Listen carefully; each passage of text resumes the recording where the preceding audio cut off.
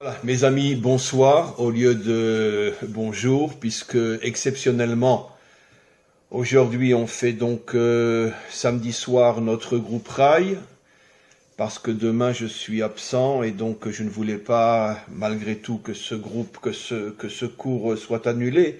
Donc on l'a reporté à samedi soir. Merci beaucoup d'être présent, finalement il y a déjà pas mal de monde. Alors deux choses, encore une fois, que toute personne qui rentre, non, si elle n'est pas rentrée, elle ne va pas le savoir. Donc il faut absolument, en tout cas, veiller à ce que vos micros soient fermés. Ce soir, ces derniers temps, on avait largement dépassé les 1 heure, on est même monté jusqu'à 1 h 30. Mais ce soir, on ne fera que 1 heure, quand on reprendra, bien sûr, d'une manière générale, le dimanche matin, donc il n'y a aucun problème, si on dépasse l'heure, il n'y a pas de problème. Mais pour ce soir, on va faire 1 heure, donc je vais intervenir pendant à peu près une demi-heure.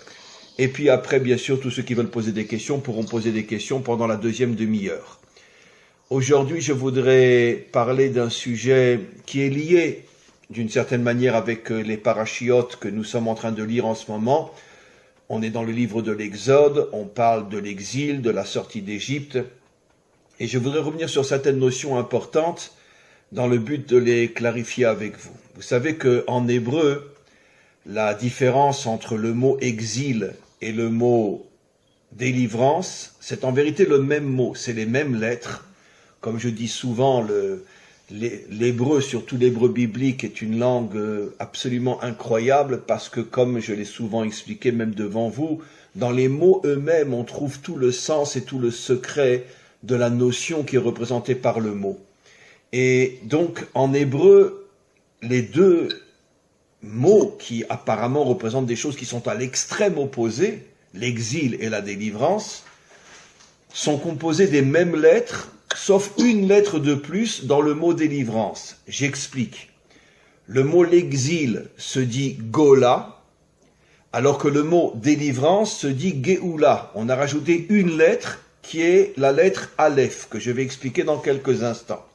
Ça veut dire que sur l'ensemble des lettres sont les mêmes, sauf que dans le mot délivrance, on rajoute une lettre qui est le Aleph, qui est la première lettre de l'alphabet hébraïque. Et je vais tout de suite expliquer à quoi fait allusion le Aleph. Mais avant de rentrer plus dans les détails, comme je l'ai souvent expliqué, ceux qui me suivent depuis longtemps, et même dans le groupe Rail, on l'a souvent expliqué, il faut comprendre que toute l'humanité est en exil. J'ai déjà expliqué des centaines de fois que l'exil, c'est pas simplement un déplacement géographique. C'est surtout une perte de source, c'est-à-dire on ne sait plus véritablement pourquoi on vit, pourquoi on existe, quel est le but de mon existence, que ce soit sur le plan individuel ou que ce soit sur le plan collectif.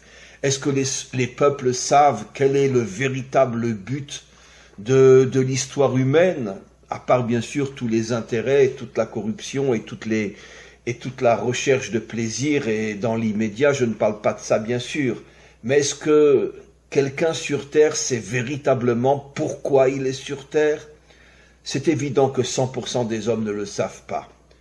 Et donc, l'exil, dans sa notion profonde, expliquent nos maîtres, c'est ne plus savoir qui on est, pourquoi on a été créé, qu'est-ce que on attend de moi dans cette vie, qu'est-ce que je dois faire, que ce soit encore une fois sur le plan individuel ou sur le plan collectif. Ce qui fait que nos maîtres disent que toute l'humanité est en exil.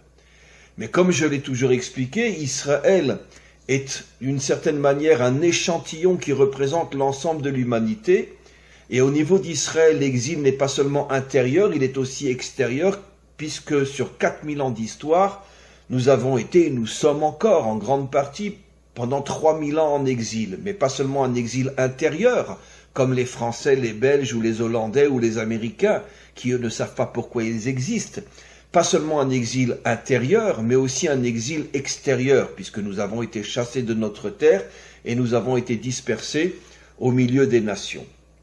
Donc, quoi qu'il en soit, comme je l'ai expliqué, quand je parle d'exil, ne croyez surtout pas que je fais allusion seulement au peuple juif, je fais allusion à l'humanité tout entière. Et je reviens à ce que j'ai commencé à expliquer. La différence en hébreu biblique entre le mot exil et délivrance, c'est une lettre. Dans le mot délivrance, on rajoute une lettre qui est la première lettre de l'alphabet. Et comme on le sait, nos maîtres nous ont donné énormément de clés pour comprendre justement toutes les nuances que la Torah faisait passer dans les mots eux-mêmes. Et nos maîtres expliquent que le mot Aleph est la première lettre de deux mots qui commencent par la même lettre. Le mot vérité, qui se dit Emet, et le mot Emouna, je vais malheureusement traduire d'une manière complètement fausse, mais j'ai pas le choix, la foi. J'ai dit un gros mot parce que ça n'a rien à voir avec le sens profond du mot Emouna en hébreu, comme je vais l'expliquer dans quelques instants. Mais en tous les cas, pour l'instant, je me limite à la traduction française. Pour le mot vérité, j'ai pas de problème, vérité, Emet, et qui commence par un Aleph. Et le mot Emouna, qu'on va traduire très grossièrement par le mot la foi en français. Et ces deux mots commencent par la même lettre. Et donc on comprend que la différence entre être en exil, c'est-à-dire ne pas savoir pourquoi on existe, et arriver à la délivrance finale où l'humanité tout entière, les 70 peuples et chaque individu comprendra véritablement pourquoi il existe et quelle est sa mission sur Terre, le moyen d'y arriver, c'est en rajoutant donc la lettre Aleph au mot exil, qui signifie deux choses, la vérité et la foi. Alors, on va commencer par le mot vérité, mais c'est surtout sur le mot Emouna, traduction la foi, mais maintenant je ne vais plus dire la foi, je vais dire Emouna, et vous allez comprendre ce qu'est la Emouna d'après l'explication de nos maîtres. Je vais d'abord expliquer la notion de vérité, mais surtout, dans la demi-heure que j'ai, je veux parler du mot Emouna, la deuxième partie. Mais commençons par la vérité.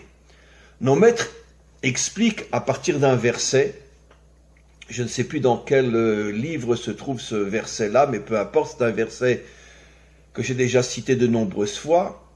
Le verset dit « Emet, me'eret titzmar ». La vérité poussera à partir de la terre. Et il y a un secret, enfin des secrets innombrables qui sont cachés dans cette définition de la vérité. Vous savez tous qu'une plante, pour pouvoir pousser, elle a besoin de s'enraciner à l'intérieur de la terre. C'est-à-dire que si on ne met pas la graine dans la terre, si elle n'est pas recouverte par la terre, et après elle va pousser, on va voir la partie qui sort de la terre, mais cette partie qui sort de la terre est enracinée à l'intérieur de la terre.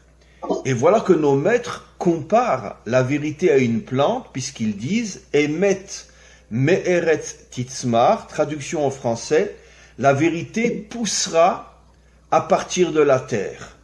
C'est-à-dire qu'on compare la vérité à une plante qui est enracinée à l'intérieur de la terre et qui après s'élève et monte vers le ciel. Quelle est l'explication à un autre niveau de la véritable vérité?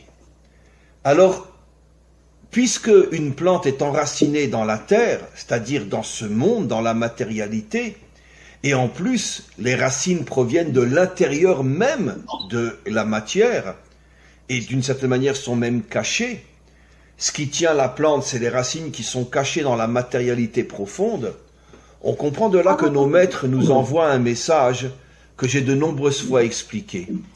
C'est qu'en vérité, un homme qui ne vit pas dans ce monde, un homme qui tourne le dos à ce monde, un homme qui s'enfuit dans les rêves et dans les illusions, qui sont d'ailleurs le cas de pratiquement 99,9% de l'humanité, que ce soit dans le monde laïque ou dans le monde religieux, tout le monde fuit la réalité. Dans le monde laïque, on fuit la réalité parce que on regarde la télévision, on va au cinéma, quand on est jeune, on va en boîte, on fréquente des filles, on fréquente des garçons, on fume des joints, on boit, etc. Ça veut dire que chacun cherche en vérité à se déconnecter de la réalité. Les gens ont peur de la réalité, ont peur de ce monde. Et c'est la raison pourquoi dans le monde laïque, finalement, c'est la course au plaisir. La course au plaisir qui nous permet de vivre dans l'illusion d'un monde qui n'a plus rien à voir avec le monde matériel dans lequel je devrais être. La religion, comme le disait, c'est comme je l'ai dit déjà des milliers de fois, je me répète, la seule phrase que j'ai acceptée de Marx, est une phrase fabuleuse, la religion c'est l'opium des peuples. Pourquoi c'est un opium? Parce que la religion, c'est-à-dire en vérité ce qui n'a rien à voir avec la Torah, la religion c'est aussi une fuite, puisque je me réfugie dans un monde illusoire, dans un monde merveilleux, dans un monde où finalement l'espoir fait vivre.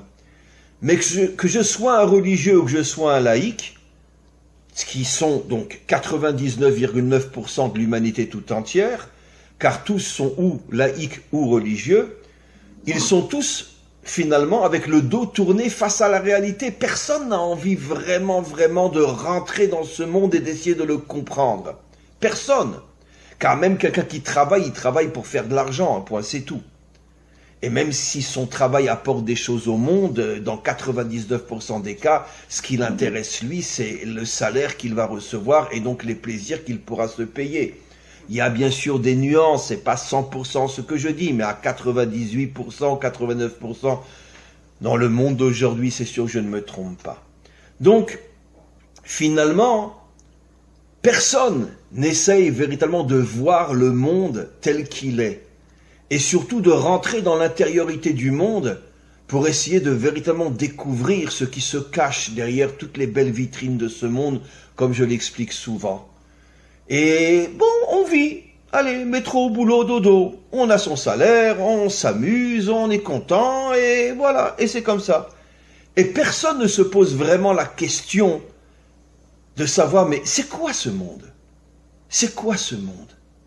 Qu'est-ce qu'il y a dans ce monde? Nos maîtres nous disent, ne peut atteindre la vérité vraie que celui qui est comme une plante. Ça veut dire qu'il va chercher dans les profondeurs de ce monde la racine qui va lui permettre de pousser, de grandir. Quand il arrive à rentrer véritablement dans ce monde et se poser les bonnes questions, qu'est-ce qui se cache derrière toute cette réalité? Qu'est-ce qui se cache derrière toutes ces vitrines? Qu'est-ce qui se cache véritablement dans ce monde?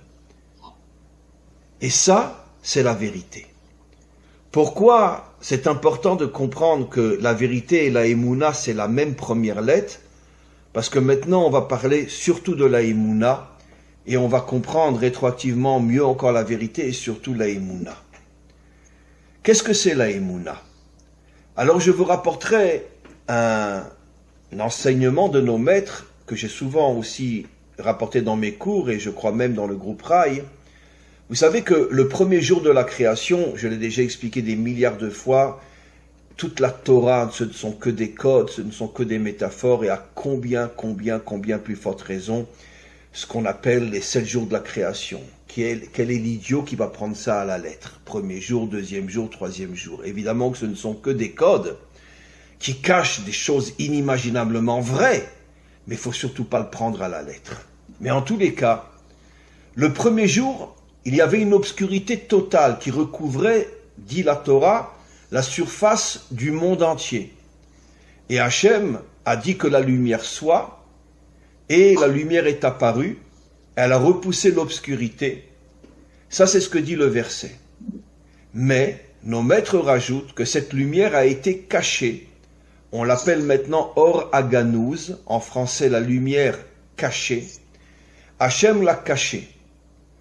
Évidemment, il ne s'agit pas de la lumière des astres le premier jour, puisque d'après les codes bibliques, les astres, le soleil, la lune qui éclairent ce monde n'ont été créés que le 4e jour. Donc de quelle lumière s'agit-il? Nos maîtres expliquent que cette lumière qui repousse l'obscurité, c'est la lumière de la Emouna. La lumière de la Emouna, après je vais donner quelques exemples, elle a été cachée. Et où elle a été cachée? Elle a été cachée dans les profondeurs de l'âme. Chaque homme authentique a une âme. Et cette âme possède des forces. Mais la force la plus cachée, la plus dissimulée à l'intérieur de l'âme, que pratiquement aucun d'entre nous n'arrive à atteindre sans ce que je vais expliquer dans quelques instants, mais je vais l'expliquer, mais c'est une force qui est complètement dissimulée. Ce qui veut dire que, à part ce que je vais expliquer dans quelques instants, c'est très dur de dévoiler cette lumière qui repousse l'obscurité. Parce que cette lumière est cachée au plus profond de notre âme. Et cette lumière est la lumière de la Emouna. D'où provient-elle? Nos maîtres nous disent, et je vais l'expliquer dans un langage très simple que tout le monde pourra comprendre. Vous savez, on a souvent parlé des 10 attributs divins, et il y a les 7 premiers attributs divins du bas vers le haut qui correspondent aux 7 jours de la création, qui sont on pourrait dire des forces divines qui sont à l'intérieur de ce monde. Mais après, il y a encore 3 autres forces qui représentent des énergies qui sont complètement au-dessus de ce monde. Et nos maîtres expliquent que cette lumière qui repousse l'obscurité, qui est la lumière de la Emouna, elle appartient aux attributs divins, ce qu'on appelle en hébreu les sphirotes, qui sont complètement au-dessus de ce monde. Ça veut dire que si un homme arrive à dévoiler cette lumière qui est cachée en lui, au plus profond de son âme, ça lui donne une force qui fait que ce monde ne l'impressionne plus du tout. Il sent en lui des forces qui font que même s'il a devant lui des obstacles, même s'il a devant lui des craintes, même s'il a devant lui des ennemis, même s'il se trouve dans une situation, je vais donner des exemples très clairs dans quelques instants, où apparemment, d'après la logique, il ne voit pas comment il pourrait s'en sortir, s'il arrive à réveiller cette Emouna qui est en lui, à ce moment-là, il se sent investi de forces surnaturelles qui font que tous les obstacles qu'il a devant lui ne lui font plus peur, ne l'impressionnent plus, et il arrive à tout défoncer. Je vais donner le premier exemple, l'ouverture de la mer. Comment qu'elle s'est ouverte? Est-ce qu'il faut le prendre à la lettre? Est-ce que véritablement il y a eu un miracle et la mer s'est ouverte et Israël a traversé la mer? Je vous dis franchement, ça ne m'intéresse pas. Ce qui est sûr, c'est que la mer s'est ouverte. Comment elle s'est ouverte? De quelle manière? On n'y était pas, on n'en sait rien. Mais quoi qu'il en soit, ils sont arrivés à traverser la mer. Mais comment ça s'est produit? Les Égyptiens, au bout de quelques jours, sortent pour ramener Israël en Égypte. Et Israël s'enfuit, essaye d'aller le plus loin possible, et ils arrivent devant la mer. La mer, ce qu'on appelle la mer Rouge, donc la mer qui est au sud d'Israël, aujourd'hui Élat, etc. Donc cette mer qui amène en Égypte, qui amène en Afrique, etc. À partir de cette mer-là, on peut aller sur le continent africain. Et donc, ils se retrouvent devant la mer. C'est quand même une grande mer. Et les Égyptiens derrière et la mer devant. À ce moment-là, comme nous expliquent nos maîtres, le peuple juif s'est divisé en 4 catégories. Et les 4 catégories n'étaient pas le bon choix. Il y a une partie qui s'est mise à prier, Dieu sauve-nous. Il y a une partie qui a dit, on rentre en Égypte, sinon on va se faire massacrer. Il y a une partie qui a dit, on se jette dans l'eau, on se suicide, mieux vaut mourir libre que vivre comme un esclave. Et donc j'ai parlé Et une partie qui a dit, on sort notre épée et on se bat contre les Égyptiens. On va sans doute mourir, mais mieux vaut mourir une épée à la main que de se jeter dans l'eau et de se suicider. Nos maîtres nous disent, ces 4 catégories se sont toutes les 4 trompées. Il y en a un seul qui a compris ce qu'il fallait faire. Il a fait quelque chose apparemment de complètement fou. C'était Narshon, le chef de la tribu de Yehuda. Il est rentré dans l'eau, pas pour se suicider, mais il avait une émouna absolue, parce qu'il est arrivé à dévoiler cette lumière cachée à l'intérieur de son âme qui est liée à des forces qui sont surnaturelles. Il a ressenti en lui une énergie inimaginable, et cette énergie lui a donné le courage de rentrer dans l'eau en ayant la certitude que quelque chose allait se passer. Quoi, il n'en sait rien. Et effectivement, quelque chose s'est passé. Ils ont pu traverser la mer. Et tout le monde l'a suivi. Ça veut dire comment ça s'est passé, ce déclic dans Narshon. À partir du moment où il a vu que tout le monde était désespéré, et que même ceux qui priaient, c'est aussi une forme de désespoir. Dieu sauve-moi. Comme je dis souvent dans mes cours, Dieu sauve-moi, c'est aussi une forme de désespoir. Parce que j'arrive plus à me prendre en main, alors je fais appel à Dieu. Il y a des cas où on n'a pas le choix. Si quelqu'un est très malade, si évidemment qu'il a le droit de dire Dieu sauve-moi. Mais c'est pas ça la vraie émouna. La vraie Emouna, comme j'ai toujours expliqué, elle doit se traduire par une action qui dépasse l'entendement. Et c'est ce que Nachshon a compris. Quand il a vu que tout le monde était désespéré, il y en a qui sont prêts à mourir avec une épée à la main, il y en a qui veulent se suicider, il y en a qui veulent rentrer en Égypte, et les autres, bon, les religieux, ils prient. Nachshon a compris que c'était pas ça la solution. Il a dit, il faut absolument réveiller en nous des forces surnaturelles qui vont changer le monde. Il est arrivé à réveiller cette lumière cachée qui était en lui, il est rentré dans l'eau, il y a eu le miracle, et on a pu traverser. Ça veut dire que la Emouna, et je vais l'expliquer au fur et à mesure, se dévoile à un moment où sur le plan, on pourrait dire naturel, tu ne vois plus aucune porte de sortie. C'est pour ça que je dis toujours, quelqu'un qui dit « Ouais, moi je crois en Dieu », d'accord, je lui dis « Va te faire soigner ». Excusez-moi l'expression, mais je dis « Va te faire soigner ». Ça veut dire quoi tu crois en Dieu? Ça veut dire quoi tu crois en Dieu? Tu manges bien, tu dors bien, tu gagnes bien ta vie, tu crois en Dieu. C'est pas ça croire en Dieu. Croire en Dieu, c'est quand tu es dans une situation où tu ne vois plus aucune issue possible, selon la logique, selon ta compréhension, selon ta vision, selon ton ressenti, tu te sens perdu. Et au lieu de t'écrouler, tu vas chercher au plus profond de ton âme cette lumière cachée qui va te connecter à des forces qui sont au-dessus de ce monde, et tu vas être capable de réaliser dans l'action, pas uniquement dans la prière, dans l'action, des choses qui sont complètement folles, mais qui vont te permettre de t'en sortir. Ça, c'est la vraie Emouna. Ça, c'est la véritable croyance en Dieu.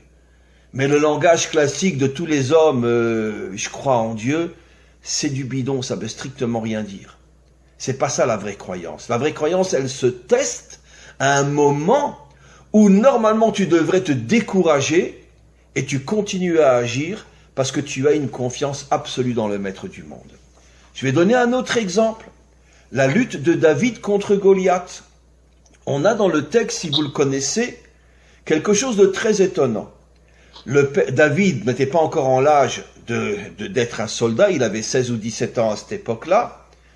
Et donc son père l'envoie pour apporter de la nourriture à tous ses frères qui, eux, sont déjà à l'âge d'être des soldats. Et il y va.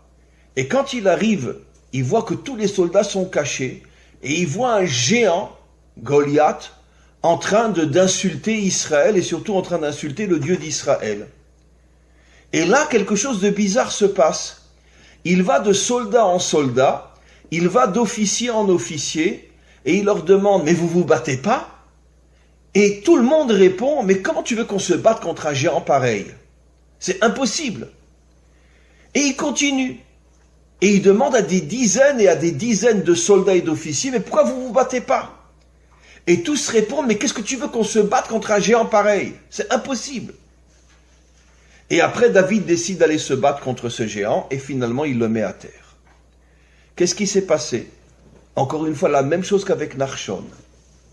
David a voulu tester si, sur le plan naturel, il y avait encore le moindre espoir de se battre contre Goliath.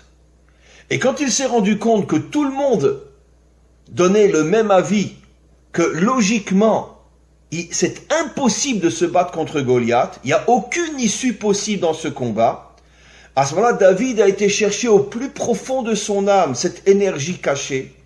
Elle s'est dévoilée en lui. Et à ce moment-là, il a eu la Emouna, c'est-à-dire une force surnaturelle qui s'est dévoilée en lui.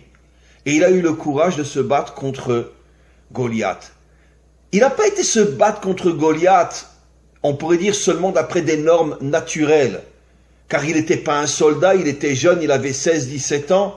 Et il y avait dans l'armée sans doute des soldats 1000 fois plus forts que lui. Alors pourquoi il est parti se battre?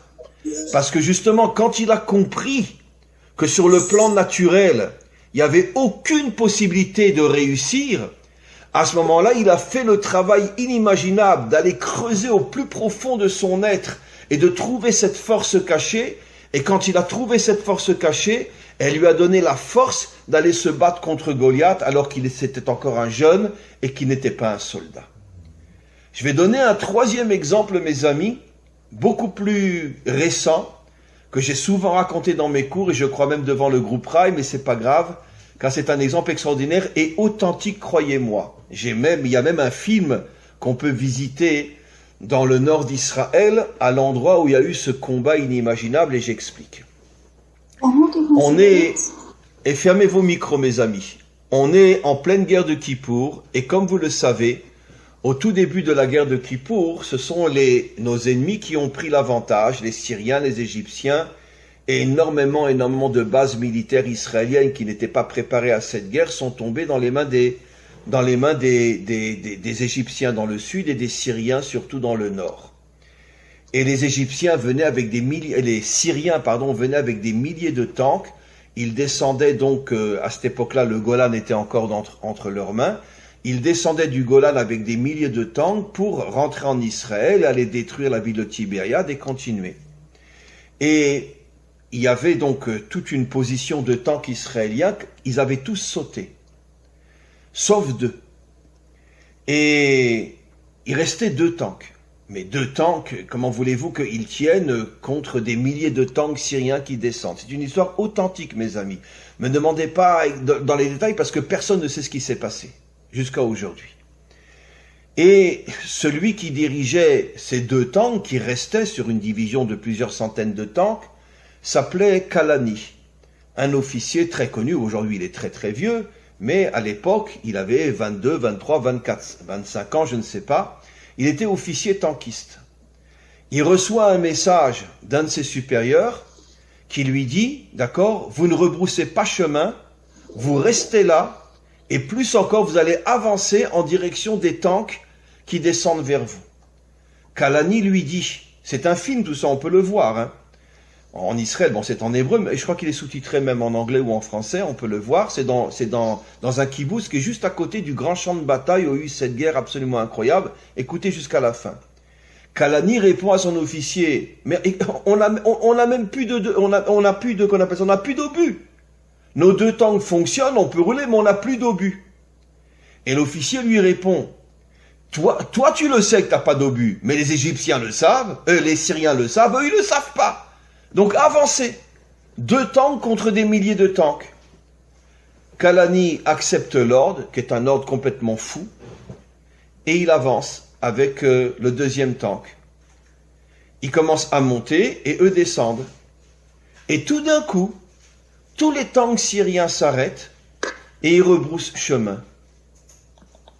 Ils rebroussent chemin et ils retournent en Syrie. Le chef qui commandait cette division de tanks arrive devant Assad, le père, pas le Assad d'aujourd'hui, son père, et Assad lui demande, mais qu'est-ce qui se passe? Pourquoi vous êtes revenu? Et lui répond, mais on a vu des milliers de tanks monter vers nous. Assad l'a pas cru, parce qu'il avait des informations comme quoi toutes les divisions de tanks israéliennes, dans un premier temps, avaient sauté. Assad ne l'a pas cru, et le jour même, il a été pendu sur la place de Damas. Et jusqu'à aujourd'hui, personne ne comprend ce qui s'est passé. Comment les Syriens ont vu des milliers de tanks monter vers eux alors qu'il n'y avait que 2 tanks et sans obus. 2 tanks et sans obus. Mais qu'est-ce qui s'est passé? Eh bien, la réponse, j'ai pas de réponse pratique à vous donner car jusqu'à aujourd'hui, personne ne sait ce qui s'est passé. Pourquoi ils ont rebroussé chemin? Mais apparemment, il y a eu un miracle. À partir du moment où l'officier Kalani a eu ce courage d'avancer avec 2 tanks sans obus contre 1000 tanks chargés de centaines d'obus, ça a provoqué sans doute quelque chose de complètement surnaturel, que les Syriens ont eu une vision, au lieu de voir 2 tanks, ils ont vu 1000 tanks, et c'est comme ça que finalement tout le nord d'Israël a été sauvé, car toute la division de blindés syriens est repartie en Syrie. Et à ce moment-là, ça a permis aux Israéliens de faire venir plein de bataillons avec des tanks, avec ci, et de se repositionner sur le Golan, et c'est comme ça qu'on a pu prendre le Golan. Comment c'est possible? Donc vous voyez, mes amis, je pourrais rapporter encore quantité d'autres exemples, mais je voudrais rajouter quelque chose de très important aussi. Vous voyez que finalement, la véritable Emouna ne se dévoile qu'à un moment où sur le plan naturel et matériel, je n'ai plus aucune issue possible. Et de là la preuve que dans chacun d'entre nous se cache une force miraculeuse, inimaginable, que nous ne connaissons pas, que peut-être que toute notre vie nous ne la dévoilerons pas parce que nous ne serons peut-être jamais confrontés à une situation où on doit aller chercher cette force au fond de nous. Mais quand on est dans une situation où on se sent perdu et que tout d'un coup on a ce réflexe de se dire mais c'est pas possible, il faut que je m'en sorte, je ne peux pas m'en sortir sur le plan matériel, peut-être sur le plan spirituel, à ce moment-là cette énergie qui est dans notre âme se dévoile et elle provoque des miracles absolument incroyables. Je voudrais terminer avant vos questions en vous disant quelque chose d'assez incroyable que disent nos maîtres. Nos maîtres disent, le Mashiach viendra quand plus personne sur terre ne croira en la délivrance finale.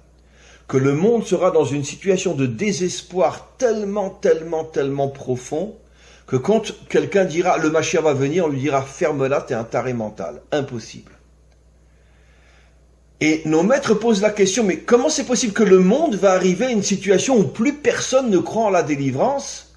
Au point que dans un autre enseignement, nos maîtres nous disent que juste avant la délivrance finale, en lanu almi leishaen ela alavinu sheba shamaim, en français, nous n'aurons plus sur qui nous poser que sur le maître du monde.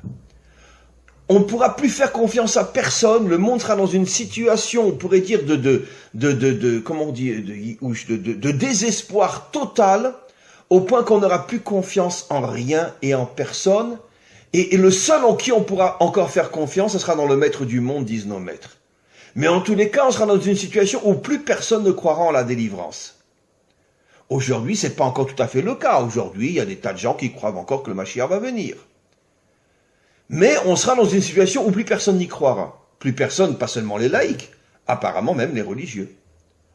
Pourquoi, disent nos maîtres? Nos maîtres nous révèlent un secret incroyable que j'ai déjà expliqué.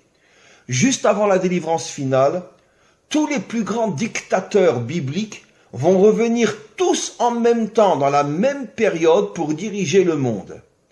Nabucodonosor, Nimrod, Pharaon, les empereurs romains, ils vont tous revenir en réincarnation dans le monde moderne. En hébreu, je préfère dire le mot Gilgul. Comme vous le savez, l'âme, elle ne disparaît pas et l'âme peut revenir dans différents corps. C'est tellement évident que comment qu'on peut douter d'une chose pareille? Le corps, lui, est pourri dans le sol, mais l'âme, elle est toujours là. Et Dieu peut, 100 ans après, la refaire descendre dans un autre corps. Et donc, tous les dictateurs qui étaient d'une puissance inimaginable, Assuérus, tous les grands dictateurs bibliques, qui avaient une puissance et une cruauté incroyables, vont tous revenir dans la génération qui va être celle avant la délivrance finale. Et ils vont exercer sur le monde une telle dictature que plus personne ne croira qu'on peut s'en sortir. Je parle au niveau des peuples. C'est ça l'explication que le Mashiach viendra à un moment où plus personne n'y croira. Parce que le monde va être transformé en une sorte de, on pourrait dire, de prison dans laquelle nous, les citoyens, nous ne verrons plus aucune issue possible parce qu'on sera dominé par des Nabucodonosor, par des Nimrod, par des ci, par des ça, qui tiendront toute l'humanité en otage. Et à ce moment-là, on se désespérera. Et nos maîtres nous disent, et c'est comme ça que le Mashiach se dévoilera. Pourquoi? Exactement tout ce que j'ai expliqué. Le Mashiach ne peut se dévoiler qu'à partir du moment où une partie de l'humanité, pas toute, mais une partie de l'humanité, et pas seulement les Juifs, énormément de non-Juifs aussi, de Bnei Adam aussi, vont arriver à révéler cette étincelle surnaturelle qui se cache au plus profond de l'âme.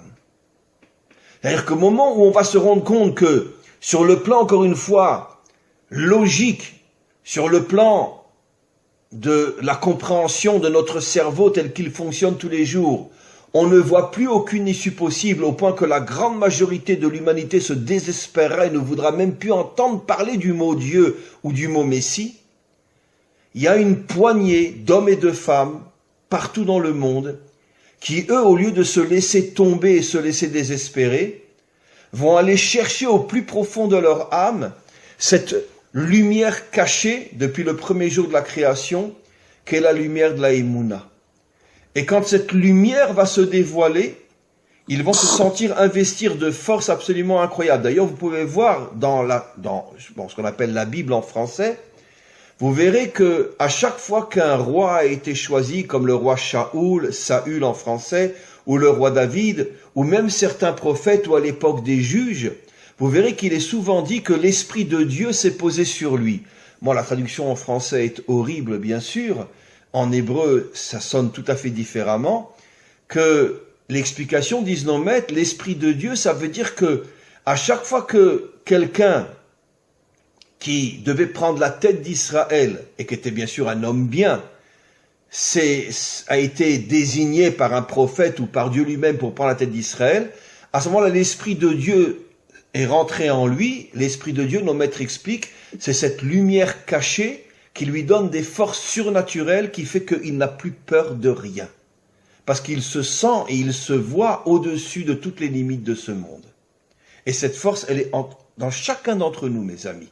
Mais comme je l'ai expliqué, on peut passer toute une vie sans la trouver, cette force-là.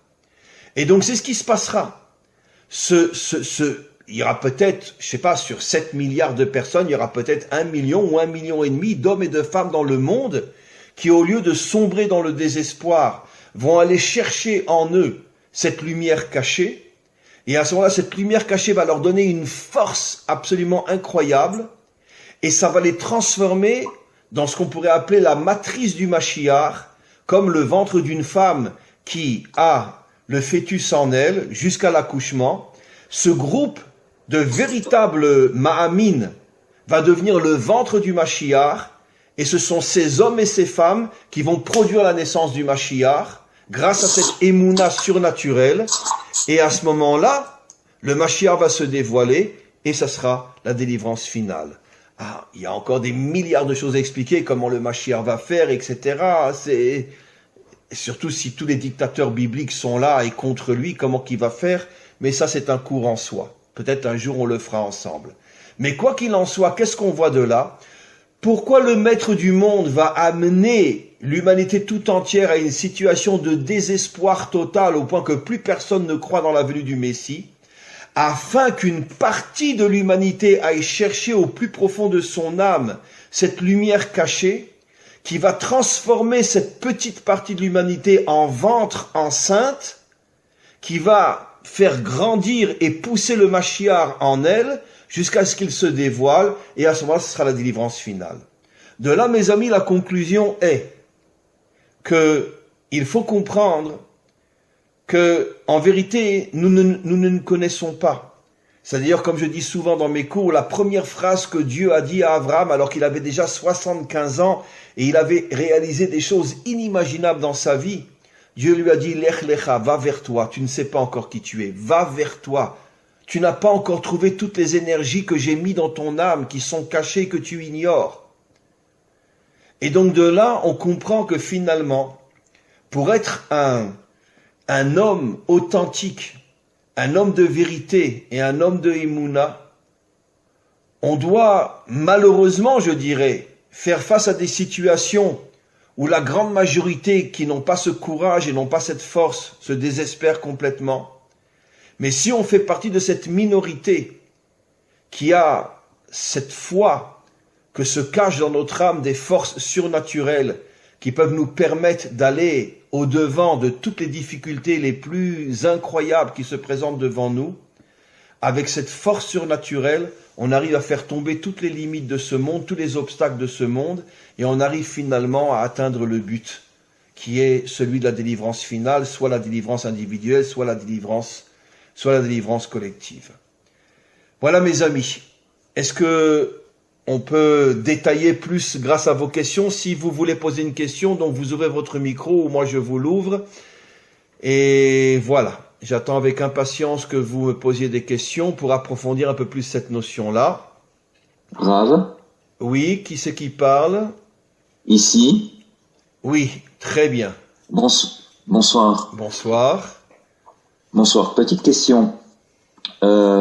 Concernant la Emouna qui vient de l'âme, je me rappelle des anciens cours à vous sur le Tanya, qui explique, pardon, c'est une question peut-être un petit peu technique, mais bon, qui dit que les âmes des nations de la terre, elles émanent des autres clipotes. Donc, juste une question. Est-ce qu'au niveau de l'énergie ou de la puissance que la Emouna peut amener, cette puissance est différente selon qu'on est Ben Israël ou qu'on ne l'est pas? Non, absolument pas. Quand le Tanya, cher ami, parle des âmes qui proviennent donc d'énergie négative, il fait allusion aux idolâtres. Il fait clairement allusion aux idolâtres. Et comme je ne cesse de l'expliquer aujourd'hui, dans notre génération, on voit un retour à la notion de Bnei Adam ou Bnei Noach, c'est-à-dire de plus en plus, ce sont ce soir, je viens de mettre sur mon site un cours que j'ai fait avec l'Indonésie dimanche dernier. Ça vaut vraiment la peine de l'écouter. Vous allez voir, c'est quelque chose d'absolument incroyable. Tout ce que je dis en français est traduit en indonésien. J'aurais jamais imaginé dans ma vie un jour que les Indonésiens me demanderaient de leur faire un cours de Torah. Et c'était tous des Asiatiques. Et on voit qu'il y a un réveil inimaginable dans le monde aujourd'hui, je dirais depuis Internet. Comme toujours, plus une énergie elle est négative et plus elle contient des forces sublimes et divines, comme Internet. C'est pour ça qu'on peut faire tellement de mal avec Internet et tellement de bien aussi. Et on voit un réveil au niveau des nations, que ce soit dans le monde blanc, dans le monde noir, dans le monde jaune, un réveil inimaginable. C'est-à-dire un retour à la véritable source qui est en vérité Adam. Et à ce moment-là, les gens se nettoient entièrement de toute l'idolâtrie dans laquelle le monde est entièrement plongé aujourd'hui.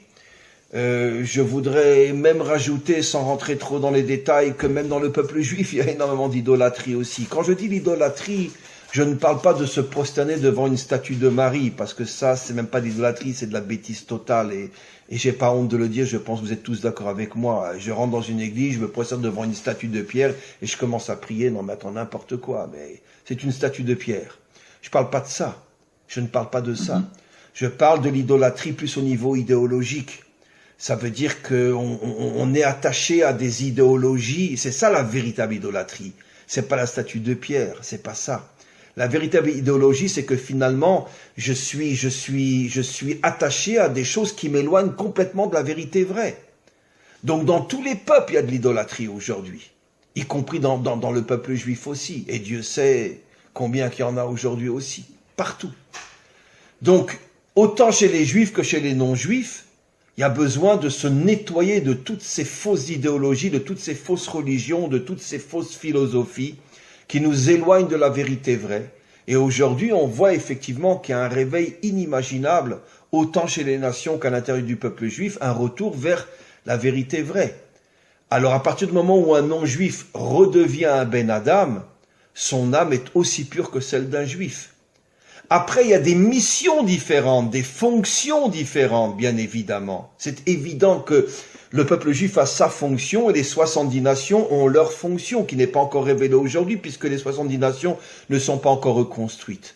Mais au niveau individuel, chaque Ben Adam qui revient à la véritable source et qui se purifie de toutes les idéologies mensongères qui l'ont habité pendant des millénaires, c'est évident que lui, à ce moment-là, possède toutes les énergies qui se trouvent aussi dans une âme juive.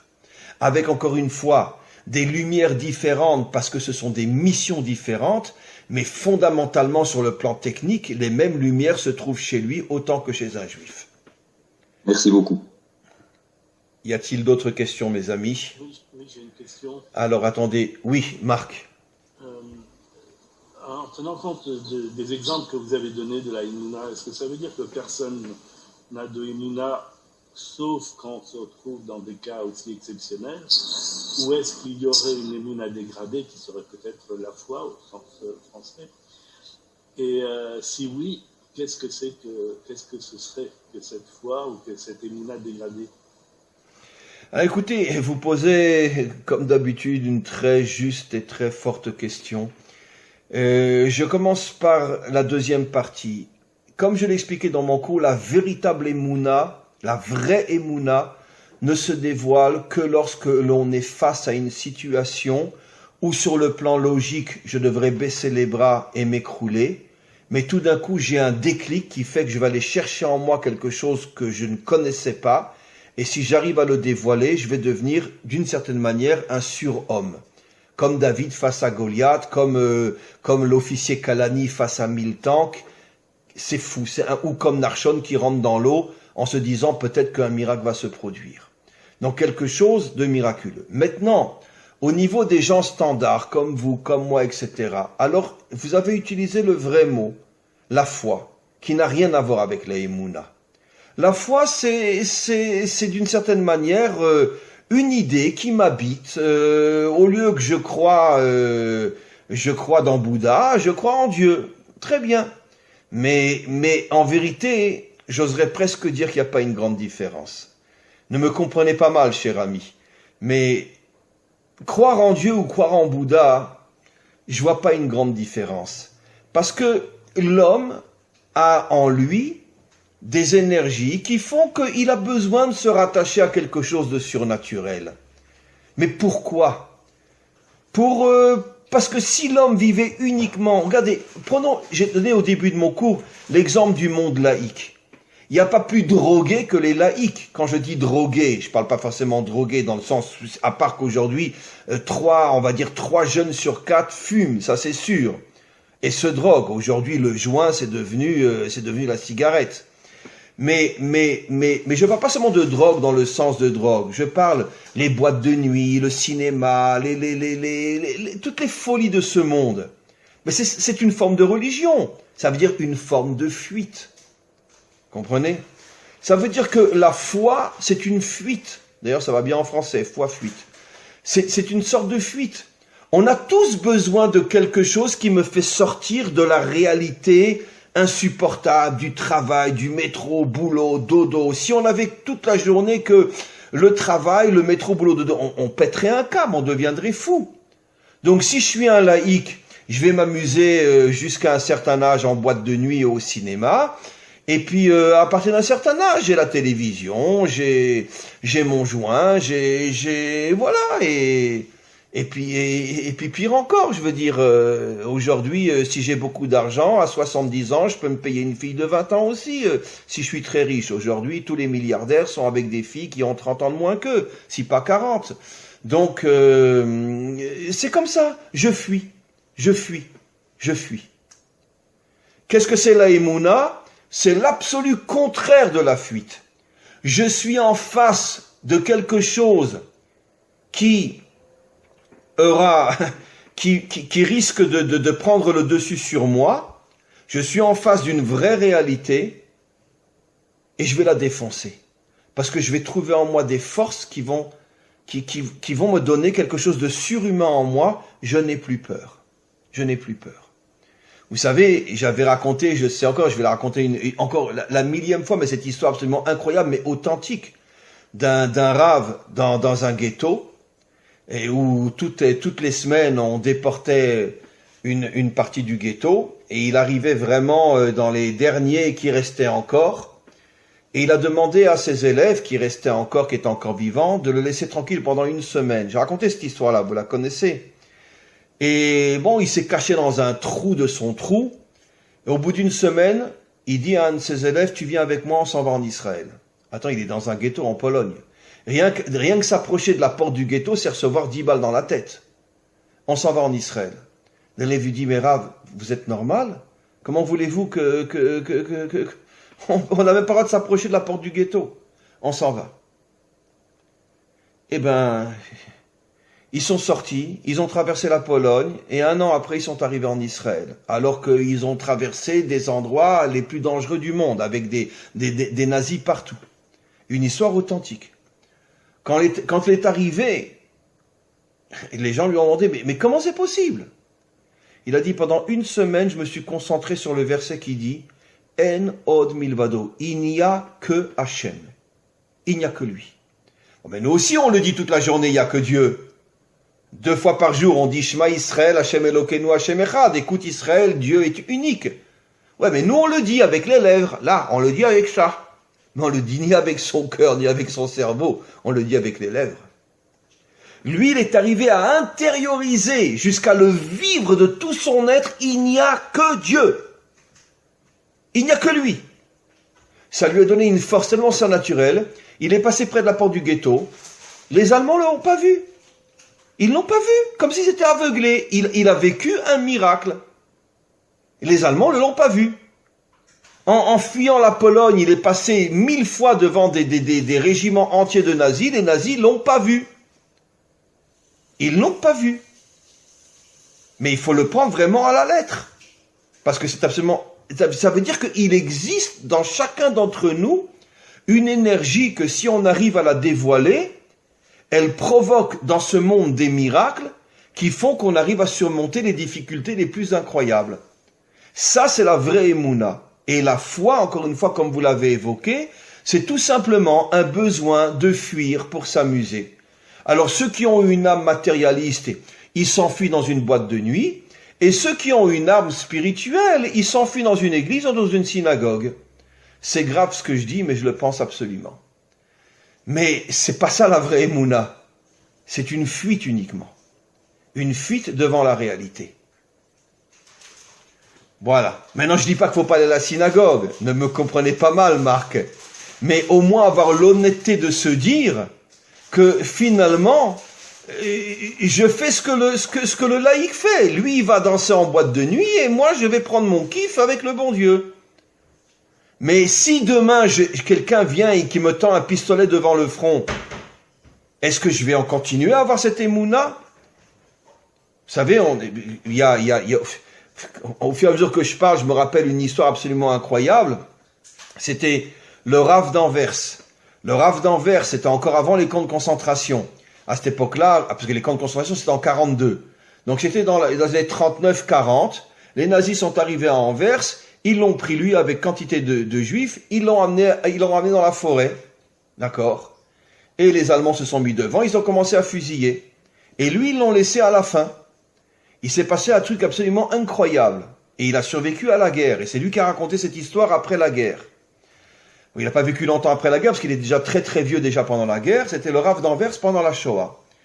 Et les Allemands, ils ont laissé un soldat avec un fusil. Ils ont dit, descends-le, nous on retourne dans le camion. D'accord? Et le soldat allemand l'a pointé. Et le Rav l'a regardé dans les yeux. Et bon, il parlait parfaitement l'allemand, puisque bon, à cette époque-là, il parlait le yiddish, donc c'est très proche de l'allemand. Un allemand yiddishais comme ça, et il lui a dit, sache, d'accord, que je sais que tu ne vas pas me tuer. Il lui a dit, tu ne vas pas me tuer. L'allemand s'est mis en colère, il dit, mais ça va pas, non? Bien sûr que je vais te tuer. Il dit, non, tu ne vas pas me tuer. Et il a regardé, bon, nous on ne sait pas ce qui s'est passé sur le terrain, mes amis. Mais il a regardé avec une telle foi qu'il n'allait pas, enfin, j'ai dit le mot en français, avec une telle émouna qu'il n'allait pas le tuer, que l'Allemand, il a tiré en l'air pour faire croire à ses supérieurs qu'il l'a tué, et il a rejoint le camion, il l'a laissé attaché, il est arrivé à se débrouiller pour se détacher, après il s'est caché, etc. Il a traversé la guerre comme ça. Ça veut dire, c'est exactement ce cas-là. Ça, c'est la vraie émouna. Tu es devant un Allemand qui va te fusiller, et tu lui dis, je sais que tu ne me tueras pas. Mais comment qu'il a pu dire une bêtise pareille?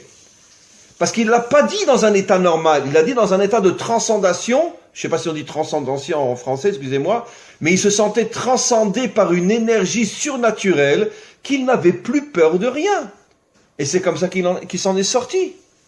Il y a encore une autre histoire, bon, je prends des exemples juifs parce que c'est une histoire que je connais, mais cette histoire, le rabbi de Tzantz, qui a fondé à Natania l'Agnado, l'hôpital Laniado, et lui aussi, j'ai raconté 1000 fois cette histoire-là. Bien que bon, c'était un squelette comme tous les autres, il y avait un Allemand qui avait remarqué, un nazi, il était à Auschwitz, qui avait remarqué que il avait un regard pas comme les autres. Et tous les jours, il le tabassait. Il sentait que c'était pas un juif comme les autres, c'était peut-être un rabbi, un truc comme ça. Tous les jours, il le tabassait. Et un jour, il l'a fait tomber avec sa matraque, il lui a mis la botte sur le cou, et il lui a dit, le rabbi de Tzantz racontait cette histoire tous les ans, le jour où il avait été sauvé. Et il lui dit au rabbi de Tzantz, alors c'est qui le peuple élu maintenant? C'est celui qui est dans la botte ou celui qui est sous la botte? Et le rabbi de Tzantz, qui était un pauvre squelette, lui a répondu, c'est celui qui est sous la botte. Le nazi a été tellement pris on ne sait pas ce qui s'est passé. il s'est levé, il est parti, et il n'a plus jamais frappé. Et c'est comme ça qu'il est arrivé, parce que bon, il est rentré à Auschwitz, quelques semaines avant la fin d'Auschwitz, donc parce qu'on pouvait pas vivre plus que 3 mois à Auschwitz, même si on était un Hercule, à plus forte raison un rabbi, et il n'était pas Hercule. Lui, il est rentré, je crois, 2-3 semaines avant la fin d'Auschwitz, et c'est comme ça qu'il a pu survivre. Mais normalement, il était destiné à mourir, sous les bottes du nazi. Normalement, quand il a dit, c'est celui qui est sous la botte, il aurait dû lui tirer une balle dans la tête. Là aussi, qu'est-ce qui s'est déclenché dans le rabbi? Aussi, cette étincelle surnaturelle qui a fait qu'il n'a plus eu peur de rien. Et cette énergie, apparemment, elle s'est transmise à ce nazi au point que il pouvait plus le tuer. Il est parti, il l'a laissé, et il n'a plus jamais frappé. Alors que tous les jours, il lui cassait la figure. C'est quelque chose d'absolument incroyable. Et donc, encore une fois, cette étincelle, elle est dans chacun d'entre nous, mes amis. Et si quelqu'un veut devenir un jour, comme j'ai expliqué dans mon cours, la matrice qui va faire naître le Mashiach, il faut qu'il travaille sur cette émouna. Malgré toutes les difficultés de ce monde, et malgré ce que nous disent nos maîtres, qu'un jour on va arriver à une époque où tous les dictateurs bibliques vont revenir et vont soumettre toute l'humanité et vont la transformer dans une prison où plus personne ne croira que c'est possible encore que le Messie puisse venir, il y aura un groupe d'hommes et de femmes qui vont se réveiller à ce moment-là et qui vont dégager en eux des énergies extraordinaires qui feront venir le Mashiach, et ça sera à ce moment-là la délivrance. Voilà ce qu'est la véritable émouna. Y a-t-il encore une question et on va arrêter? Oui, Liliane. Attendez, j'ouvre votre micro.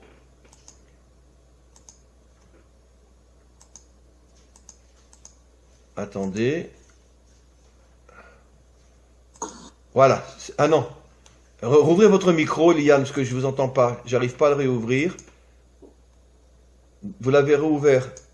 Voilà, c'est bon. Voilà. Allez.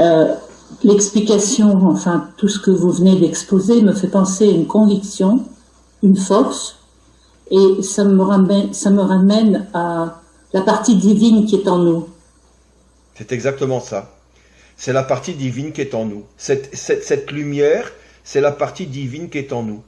C'est d'ailleurs la raison pour laquelle nos maîtres expliquent, quelqu'un tout à l'heure parlait du Tanya, le Tanya c'est un grand livre de Chassidut, où le Tanya dit clairement que l'âme s'appelle l'âme divine. Nefesh Haeloki, mot à mot, l'âme divine. Ça veut dire que l'âme, pas forcément dans toutes ses structures, mais je ne rentre pas dans les détails, mais il y a une partie de l'âme qui s'appelle divine. Ça veut dire quoi concrètement? C'est pas Dieu qui est en nous, mais ça veut dire que ce sont des énergies divines qui sont complètement au-dessus de la nature et qui, lorsqu'on arrive à se connecter à elles, nous donnent des forces inimaginables qui aussi provoquent des miracles. Mais vous savez, à mon avis, c'est inconscient parce que j'ai été plusieurs fois confrontée à des situations où je m'en suis sortie, mais à la dernière minute.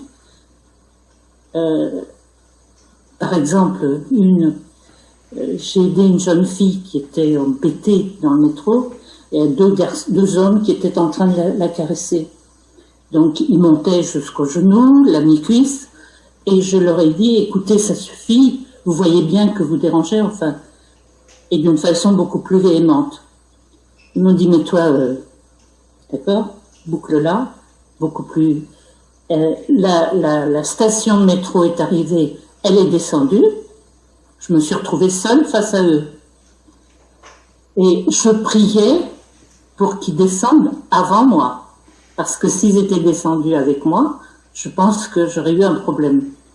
Et en fait, ils étaient tellement lâches, ils sont sortis de la station avant moi, et ils m'ont bombardé avec des canettes. Les canettes sont arrivées sur tout le monde, sauf sur moi. Eh bien, alors, vous voyez, vous êtes une preuve vivante de ce que c'est la vraie Emouna, Liliane. Absolument. Voilà, mes amis. Écoutez, merci beaucoup, beaucoup. On va s'arrêter là pour ce soir. Et encore une fois, merci pour votre présence, pour vos questions. Et on se retrouve donc, pas demain, bien sûr, mais dimanche prochain, en principe, normalement, avec le même link. Comme d'habitude, on se retrouve et on continue donc nos cours tous les dimanches matins 11h heure Israël, 10h heure française. Merci à tous et à toutes et une très très très bonne semaine. À très très bientôt. Merci, au revoir. au Tout revoir. le monde. Au revoir. Merci, au revoir. À bientôt. Au revoir, merci. Au revoir, Rav. Au revoir, Rav. Tout le monde.